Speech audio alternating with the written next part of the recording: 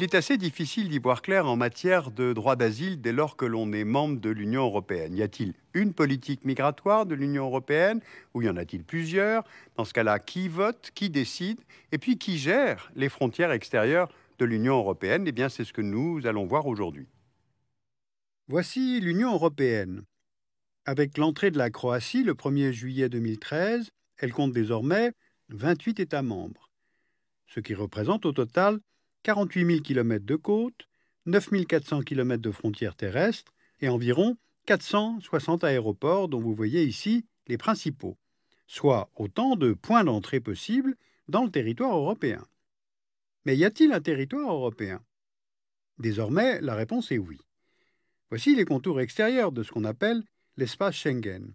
C'est dans cet espace qu'il y a la libre circulation des personnes, des capitaux, des marchandises, cette liberté étant l'un des principes cardinaux de la construction de l'Union européenne.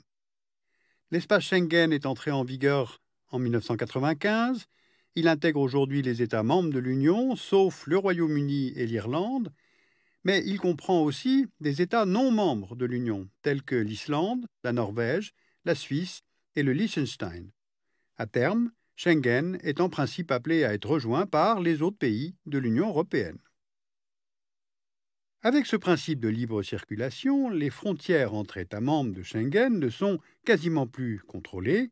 Il y a donc logiquement un report du contrôle vers la frontière externe de l'Union européenne. La gestion des frontières a donc été mutualisée. Et selon ce principe, un visa délivré par un État Schengen est valable pour l'ensemble du territoire Schengen. Vous voyez sur ce planisphère les pays dont les ressortissants sont exemptés de visa Schengen, ceux dont les ressortissants sont soumis à l'obligation de visa, notamment tous les pays d'Afrique, ainsi que la Turquie, qui est pourtant candidate à l'Union européenne. En somme, l'Union européenne veut assurer la libre circulation pour les citoyens des États membres, tout en assurant la maîtrise de ses frontières extérieures. Cette politique européenne de visa se fonde sur ce que la Commission européenne à Bruxelles appelle, je cite, le risque migratoire. Alors, c'est quoi ce risque? Regardez les diverses routes migratoires qui se dirigent vers l'Union européenne. Toutes proviennent du sud et de l'est. Donc, comment se fait concrètement le contrôle des flux entrants? Premier outil de gestion, la politique européenne de voisinage qu'on appelle la PEV. À l'origine, la PEV était destinée aux voisins de l'Est et elle a depuis été étendue vers le Sud. En 2013, elle concerne 16 pays. En orange, les pays avec lesquels un plan d'action est signé, c'est-à-dire un programme de réforme politique et économique. En jaune, ceux avec lesquels l'Union coopère sans avoir signé d'accord. Et cela ne concerne pas les pays candidats ou potentiellement candidats que vous voyez ici en violet. L'objectif de la PEV est d'établir et de renforcer la coopération politique, juridique, sécuritaire, économique et culturelle entre l'Union européenne et ses voisins. C'est une sorte de soft power, un outil de stabilisation progressive du voisinage, mais c'est aussi un outil d'anticipation des flux migratoires. Deuxième outil de gestion pour l'Union, l'agence européenne Frontex, dont voici les États participants.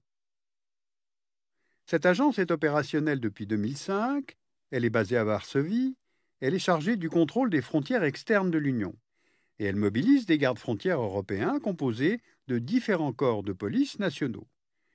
Donc la surveillance et le contrôle des frontières, traditionnellement du seul ressort des États souverains, sont donc depuis quelques années intégrés dans le champ des politiques communautaires. Alors comment est-ce que l'agence Frontex fonctionne? L'agence est impliquée dans plusieurs missions de surveillance autour de l'Union. Vous voyez ici les zones des principales opérations. Terrestres, principalement à l'est, maritimes au sud, surtout en Méditerranée, mais aussi aériennes.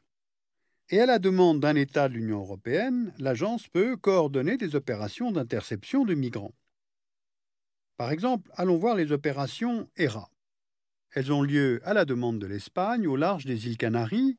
Il s'agit de contrôler l'immigration irrégulière venant de la Mauritanie, du Sénégal, du Cap-Vert, vers les îles Canaries, qui sont espagnoles. Les patrouilles maritimes de Frontex sont effectives sur la frontière maritime espagnole, mais aussi dans les eaux territoriales mauritaniennes, sénégalaises et à partir du Cap-Vert, comme vous le voyez ici sur cette carte produite par l'agence. Il y a aussi l'opération Poséidon en mer Égée. On sait que la Méditerranée orientale est une voie de plus en plus empruntée par les flux de migration illégale. Sur la carte, vous voyez donc la mer Égée, la frontière maritime qui sépare la Grèce, membre de l'Union, de la Turquie, qui est candidate, ainsi que la mer territoriale grecque, c'est-à-dire la partie de la mer côtière sur laquelle s'étend la souveraineté de la Grèce. Le pays compte 3200 îles et rochers, dont seulement 80 sont habités. C'est donc un endroit idéal pour le transport et le débarquement des clandestins. Or, dès que des migrants arrivent sur une de ces îles, la Grèce doit en principe les accueillir, identifier les demandeurs d'asile et repérer les personnes vulnérables, ce qui est impossible du fait du nombre d'îles. Voilà pourquoi les autorités grecques ont demandé l'aide de Frontex. Entre novembre 2010 et mars 2011, le dispositif d'intervention rapide aux frontières, dit RABIT, pour Rapid Border Intervention Team, a été déployé pour la première fois sur la zone que vous voyez ici. La mission de Frontex est donc d'assister la Grèce, notamment pour identifier les individus qui arrivent, mais pas seulement. Voici où se trouvent les centres de rétention. Ils se trouvent sur le sol de l'Union européenne, mais aussi sur le sol turc, donc hors du sol de l'Union, car la Turquie est liée à Frontex par un accord. Parce que l'agence peut signer des accords avec des pays tiers ou des organisations européennes et internationales, ce qu'elle a fait avec la Turquie, candidate à l'Union, mais aussi avec des pays de l'ex-Yougoslavie, potentiellement candidats à l'Union, avec des pays de l'ancien bloc soviétique, avec les États-Unis, le Canada, le Cap-Vert, le Nigeria, avec l'Office des Nations Unies contre la drogue et le crime, et 6 autres accords du même type sont en cours de négociation. Frontex peut donc signer, sans en référer aux États membres de l'Union européenne, des accords de surveillance avec des parties tierces. L'agence a donc une personnalité juridique propre. L'agence a aussi une autonomie budgétaire. Son budget annuel est passé de 19 millions d'euros en 2006 à 118 millions d'euros en 2011, dont 32 pour répondre aux migrants quittant la Tunisie et la Libye. Elle peut aussi acheter ses propres bateaux, hélicoptères, elle a donc une autonomie opérationnelle. En résumé, si on reprend, avec Frontex, avec la politique européenne de voisinage et avec l'espace Schengen, on mesure que le contrôle ne se fait plus au niveau de la frontière des États, établie par le droit international, mais de plus en plus en amont de cette frontière. En somme, frontière nationale et frontière du contrôle ne coïncident plus. On parle alors d'extraterritorialisation ou d'externalisation du contrôle. Selon l'ONG de défense des droits de l'homme Human Rights Watch, en 2009, dans le cadre de l'opération Frontex Hermes, à proximité de l'île de Lampedusa, donc dans les eaux italiennes, des gardes-côtes italiens ont intercepté 75 migrants. Et pourtant, les gardes-côtes italiens les ont remis à un navire patrouilleur libyen qui les a ramenés à Tripoli. Et bien là, le principe de non-refoulement a été violé. Alors, qui est responsable en cas d'atteinte aux droits fondamentaux lors d'une opération conjointe coordonnée par Frontex? Selon l'agence de Varsovie, les choses sont claires. Frontex aide à coordonner techniquement, mais n'est pas responsable juridiquement des opérations dont elle a la charge. L'État membre qui en a fait la demande en prend la responsabilité juridique et donc politique. Alors, est-ce que le Parlement européen a un contrôle sur l'agence de surveillance des frontières externes de l'Union? Parce que l'agence n'a aucun lien formel de dépendance avec le Conseil des ministres de l'Union ni avec la Commission. Cette question est d'autant plus utile à clarifier que Frontex est appelé à avoir une place centrale au sein d'un nouveau dispositif qui se nomme Eurosur. Eurosur, cela consiste en la mutualisation des informations des services nationaux de renseignement et de surveillance. C'est un nouveau champ d'activité qui s'ouvre pour Frontex, c'est-à-dire la possibilité de récolter, de détenir et de diffuser des informations à caractère personnel. Ainsi, l'agence pourrait est à même d'anticiper les déplacements de migrants et, le cas échéant, les en empêcher.